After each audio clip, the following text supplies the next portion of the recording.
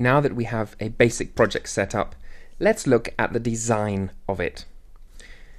So, as you're now familiar with, if we open our shared PCL and we go to its root directory, right click, and let's click add. We want a new file, and then we want a forms file and a content page.xaml. And let's call this main page and hit new. And as usual, that creates a XAML markup file and a code behind file. So in the XAML markup file, we have a few things that we have to do. And I'm just going to put these on the next line so you can see them easier in the video.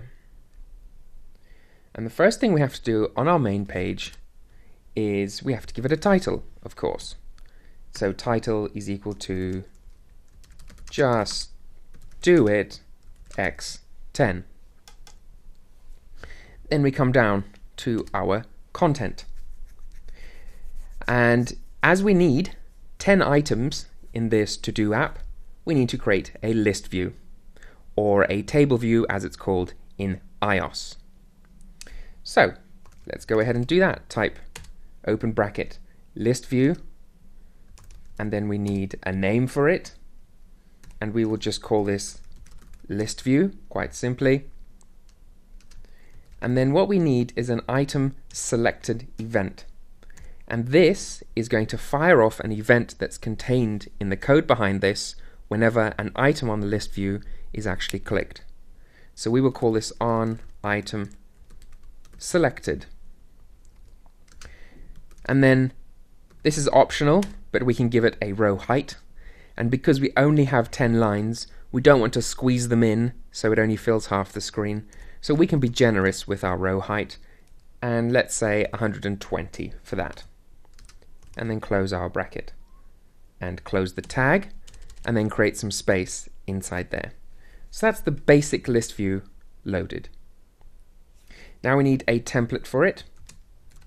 So we type list view dot item templates, or template, sorry.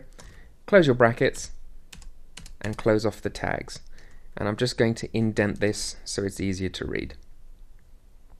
Then we need a data template to go with this list. So that's at the top there. Close off the tags as usual. And then each list has a bunch of cells or rows that we see whenever we're scrolling. So this is called, in Xamarin Forms, a view cell. Like that. Let me just indent those as well. And save it. Now inside the view cell, we need whatever elements we need. So we need some text boxes, we need maybe a background image, and this is where we put it all. And there are a few ways of doing the layouts inside these view cells. The first of which is an absolute layout, and the second is a relative layout. We're going to use both here so you can learn them.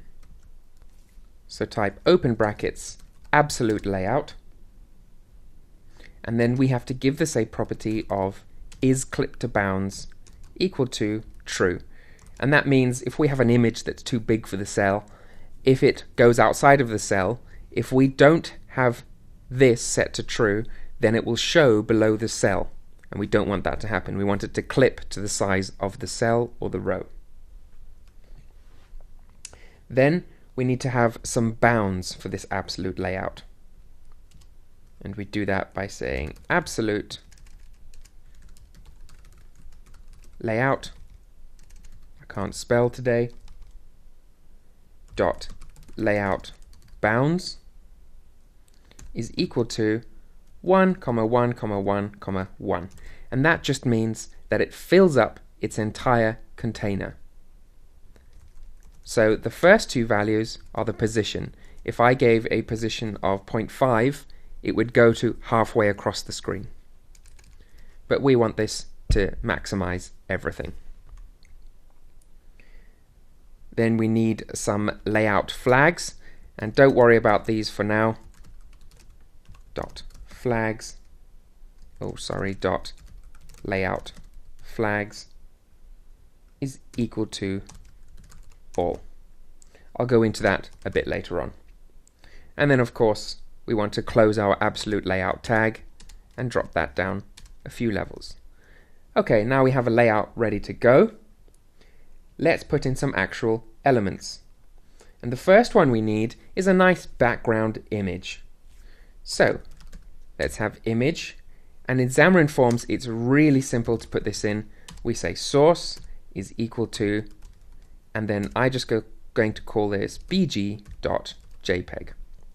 And what Xamarin Forms does is it goes over to the Droid project and looks inside resources and drawable, and it goes over to the iOS project and looks inside resources.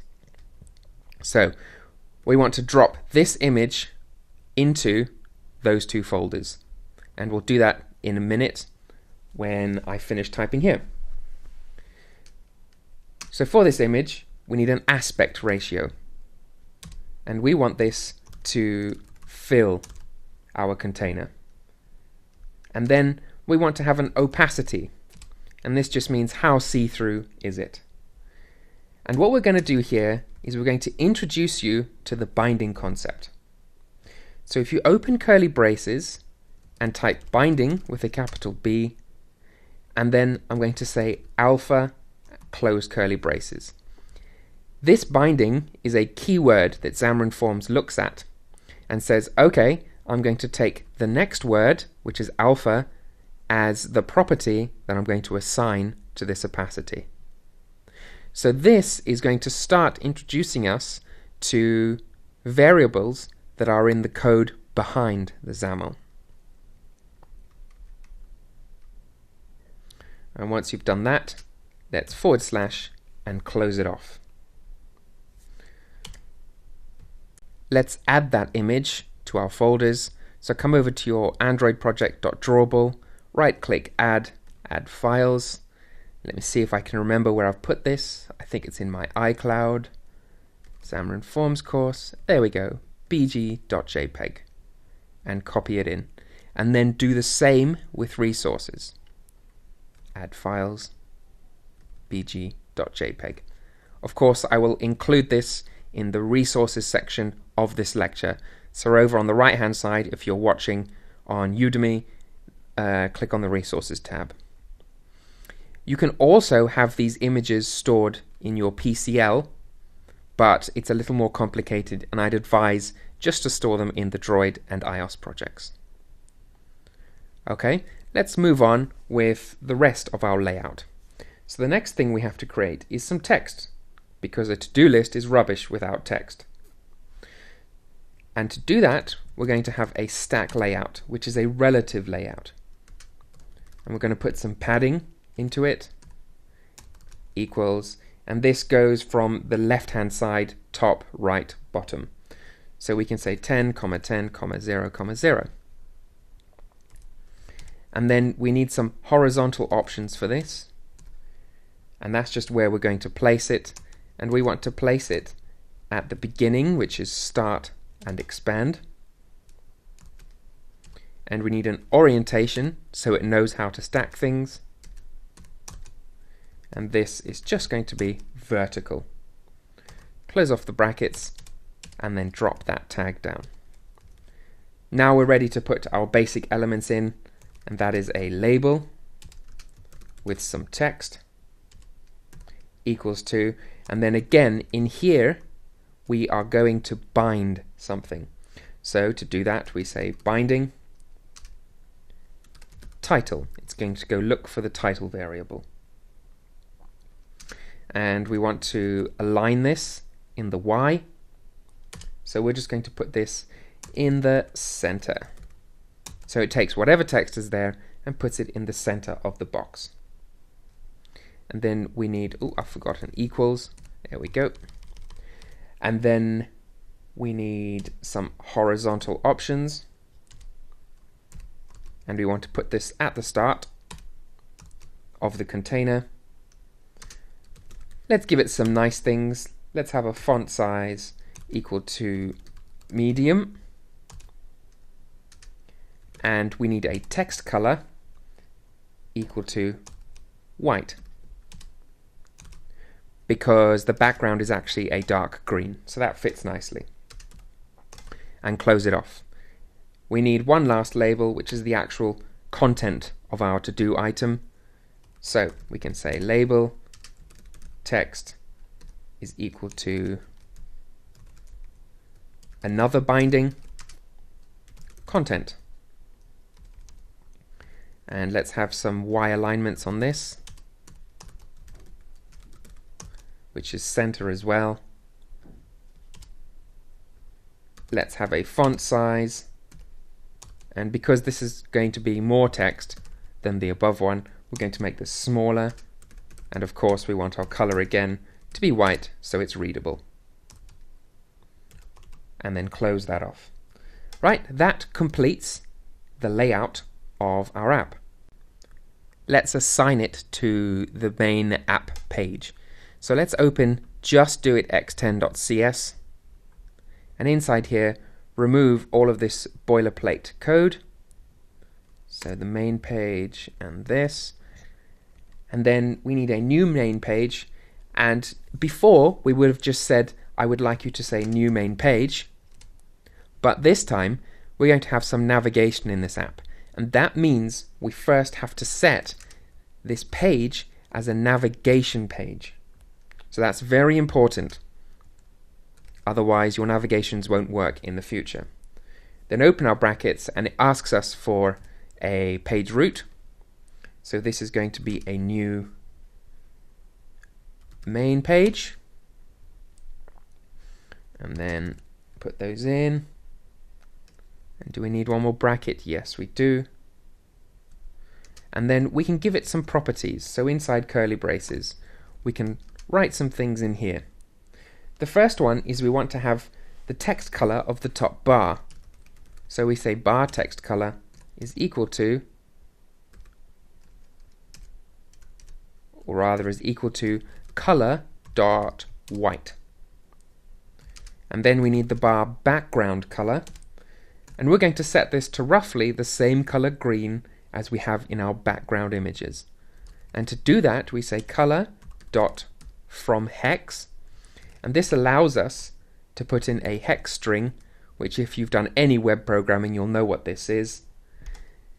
And we want a value of 63 AD 72 for this. Okay, now let's fire it up and see what that looks like on our simulator. And if it looks good, we can carry on. And it doesn't. It says there's no method of onItemSelected.